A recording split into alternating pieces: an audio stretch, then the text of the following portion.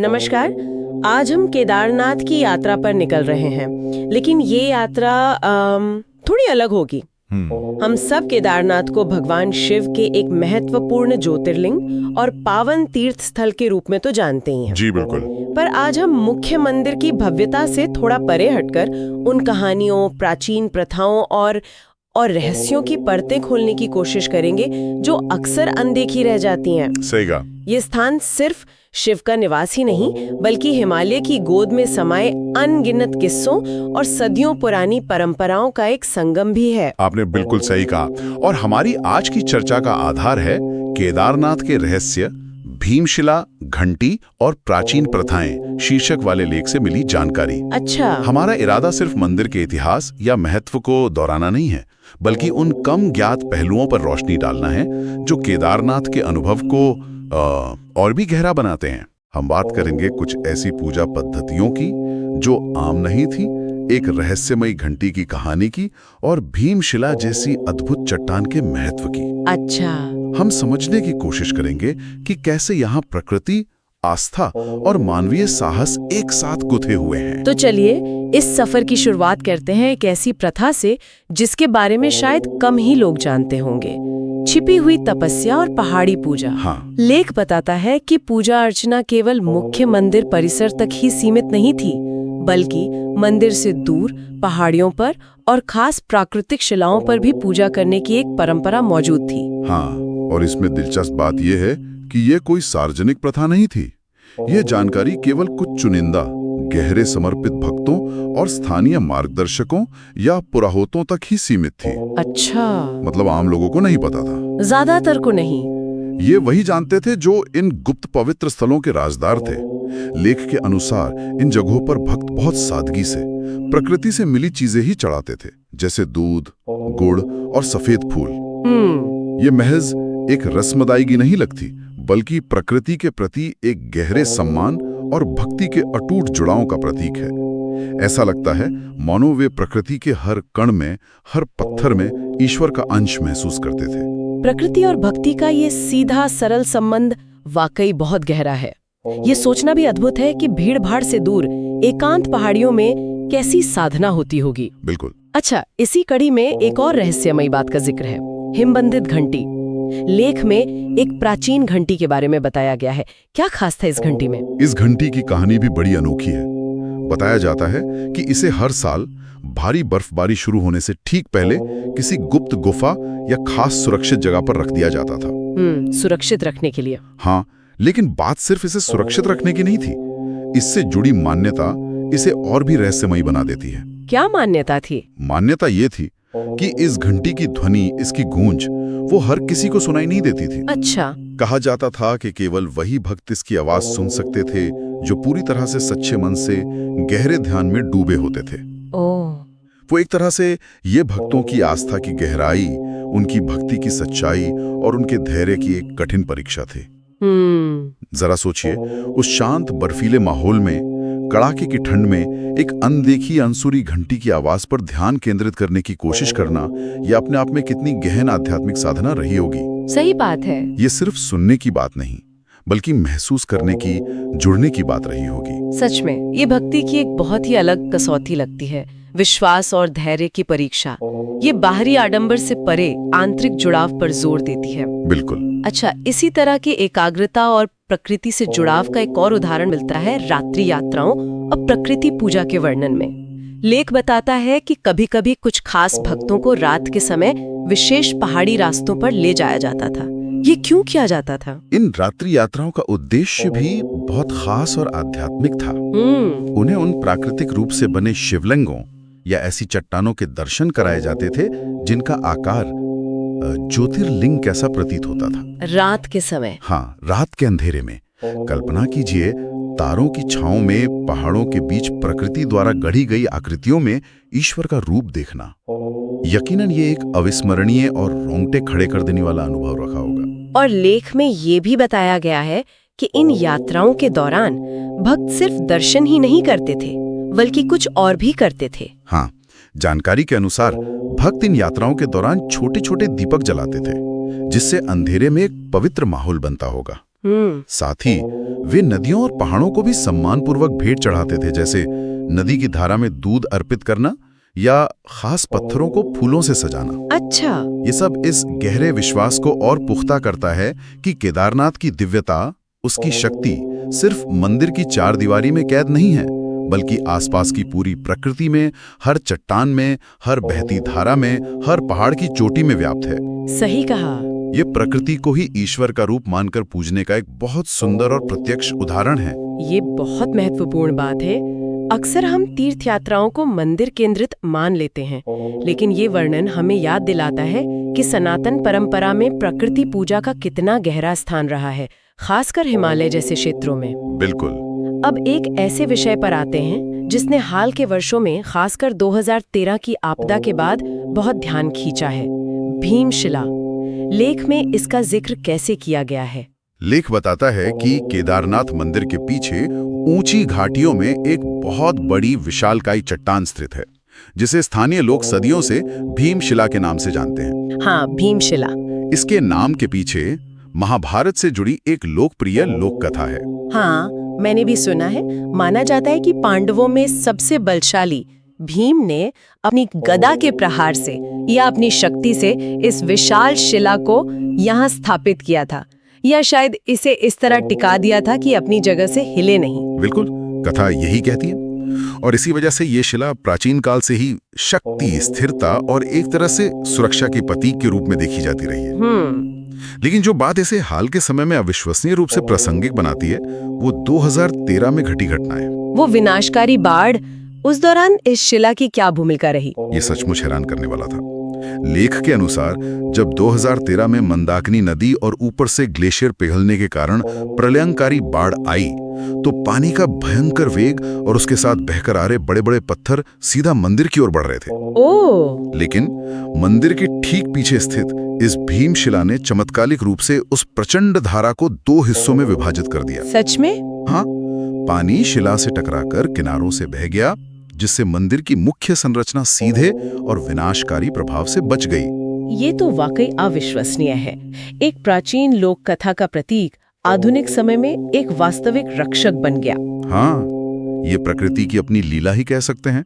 लेख में ये भी उल्लेख है कि इस शिला ने न केवल मंदिर को बचाया, बल्कि बाढ़ के पानी के वेग को कम करके आसपास के कुछ ट्रेकिंग मार्गों को भी पूरी तरह तबाह होने से आंशिक रूप से बचा लिया। कमाल है। तो जो शिला सदियों से सिर्फ कहानियां में शक्ति और सुरक्षा का प्रतीक थी, उसने उस भयानक आपदा के समय अपनी इस भूमिका को जीवंत कर दिखाया। ये हमें प्रकृति की ताकत और उसके अनजाने रहस्यों पर सोचने को मजबूर करता है। 2013 की उस भयानक बाढ़ का जिक्र आया है, तो उस पर थोड़ी और बात करते हैं। हम सब जानते हैं कि उस आपदा ने मंदिर के आसपास की घाटियों, रामबाड़ा जैसे पड़ावों और अनगिनत गांवों में कितनी भारी तबाही मचाई थी। हाँ, वो मंजर, वो दृश्य भुलाए नहीं भूलते। निसंदेह वो एक अभूतपूर्व और हृदय विदारक त्रासदी थी। हजारों जाने गई, सब कुछ तहस नहस हो गया।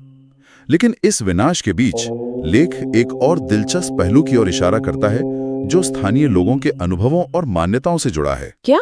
बहुत से लोग जो उस समय मंदिर परिसर में या उससे भी ऊपर के इलाकों में थे, वे ऊंचाई पर शरण लेकर किसी तरह सुरक्षित बच पाए। हाँ, ये तो हमने सुना था। लेकिन स्थानीय मान्यताओं की क्या बात है? लेख के अनुसार आपदा के बाद स्थानीय लोगों के बीच यह बात काफी चर्चा में रही और एक तरह की मान्यता बन गई कि जिन लोगों ने उस समय पारंपरिक रीति रिवाजों का पालन किया था, या जो पीढ़ियों से चले आ रहे पुराने पारंपरिक पहाड़ी रास्तों से परिचित थे और उनका इस्तेमाल कर रहे थे, अच्छा, वे अपेक्षाकृत अधिक सुरक्षित रहे। अब ये पूरी तरह से साबित करना मुश्किल है और ये एक मान्यता या अवलोकन है, लेकिन ये विचार बहुत महत्वपूर्ण है। महत्वपूर्ण क्यों? क्योंकि ये इस संभावना की ओर इशारा करता है कि शायद केदारनाथ क्षेत्र से जुड़ी प्राचीन प्रथाओं, रीति रिवाजों और प्रकृति के साथ तालमेल बिठाकर जीने के स्थानीय ज्ञान में कोई गहरी समझ या शायद कोई अनदेखी सुरक्षा प्रणाली निहित हो सकती है।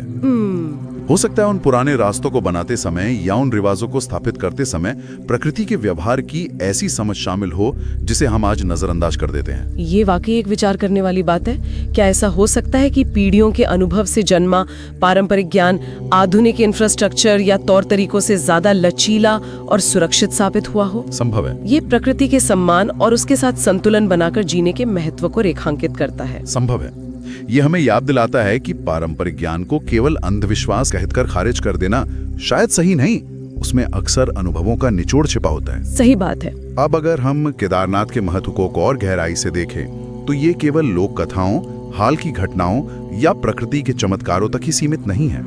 इसका जिक्र हमारे प्राचीनतम ग्रंथों में भी पूरी श्रद्धा और विस्तार से मिलता है। हाँ, लेख में स्कंद पुराण जैसे प्राचीन और महत्वपूर्ण हिंदू ग्रंथों का उल्लेख है। जी। उसमें ये कथा आती है कि स्वयं भगवान शिव ने सृष्टि के कल्याण हेतु या किसी अन्य कारणवश अपने किसी कृत्य से उत्पन्न पाप से मुक्ति पाने के लिए केदारनाथ की इन्हीं बर्फीली ऊंचाइयों पर कठोर तपस्या की थी। हाँ, ये बात तो इस स्थान को एक अलग ही आध्यात्मिक गरिमा प्रदान करती है। बिल्कुल।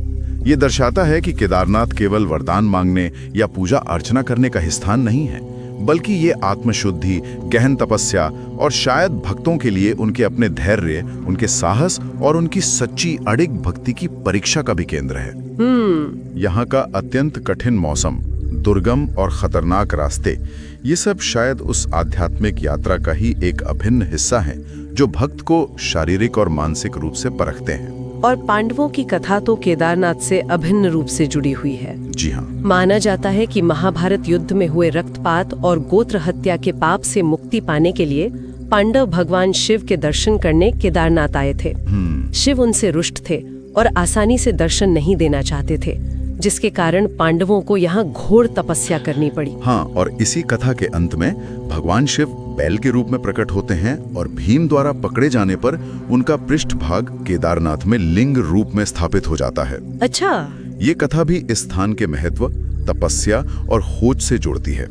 इसके साथ ही 8वीं शताब्दी में आदि शंकराचार्य जी के योगदान को भी नहीं भुलाया जा सकता। बिल्कुल। उन्होंने न केवल इस मंदिर का पुनरुद्धार किया, बल्कि पूरे भारत से लोगों को यहाँ आने के लिए प्रेरित कर इसे शैव धर्म के एक प्रमुख केंद्र के रूप में पुनर्स्थापित करने में महत्वपूर्ण भूमिका निभाई।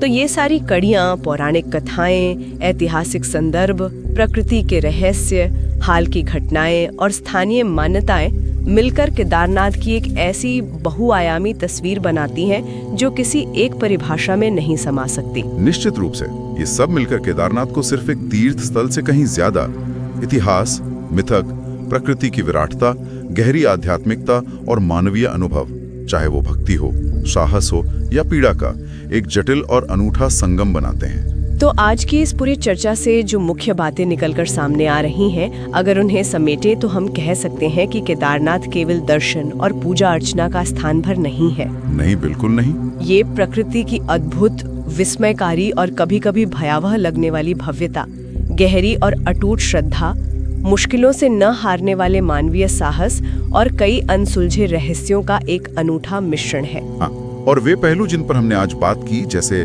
मुख्य मंदिर से दूर पहाड़ियों और शिलाओं पर होने वाली गुप्त पूजा, वो रहस्यमयी घंटी जिसकी ध्वनि केवल ध्यानमग्न भक्त ही सुन पाते थे, रात्रि में प्रकृति के शिवलिंगों के दर्शन की यात्राएं, भीमशिला का एक पौराणिक प्रतीक से वास्तविक रक्षक बन जाना, हाँ, और 2013 की आपदा के बाद उभरी पारंपरिक ज्ञान से जुड़ी मान्यताएं, ये सभी हमें केदारनाथ के उस गहरे और बहुआयामी स्वरूप की झलक दिखाते हैं जो शायद सतही तौर पर नजर नहीं आता। ये सारे तत्व मिलकर इस ओर इशारा करते हैं कि इस पवित्र भूमि की शक्ति, इसके रहस्य शायद समय के साथ धुंधले नहीं पड़े हैं। नहीं, वे आज भी उतने ही जीवंत और सक्रिय महसूस किए जा सकते हैं, शायद उन लोगों द्वारा जो सही मायने में इसके प्रति समर्पित हैं। और लेख के अंत में जो बात कही गई है वो इसी विचार को और आगे ले जाती है।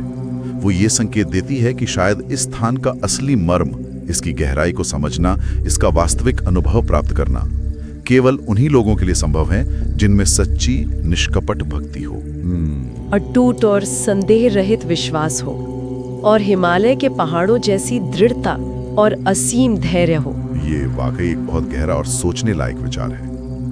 क्या इसका मतलब ये है कि ऐसी पवित्र जगहों का अनुभव, उनका आशीर्वाद या उनकी शक्ति प्राप्त करना बाहरी कर्मकांडों, पूजा पाठ की विधियों या चढ़ावे से कहीं ज्यादा हमारी अपनी आंतरिक तैयारी, हाँ, हमारी श्रद्धा की गहराई, हमारे अटूट विश्वास और हमारी सहन शक्ति पर निर्भर करता है? ये एक ऐसा प्रश्न है जो हमें आधुनिक समय में तीर्थ यात्रा के बदलते स्वरूप और उसके असली उद्देश्य पर गहराई से सोचने के लिए प्रेरित करता है। सही बात। शायद इन पवित्र स्थानों का सबसे बड़ा रहस्य बाहर की दुनिया में नहीं, बल्कि हमारे अपने भीतर ही छिपा हो, और उसे खोलने की कुंजी हमारी अपनी आस्था, हमारा समर्पण और हमारा धैर्य ही हो।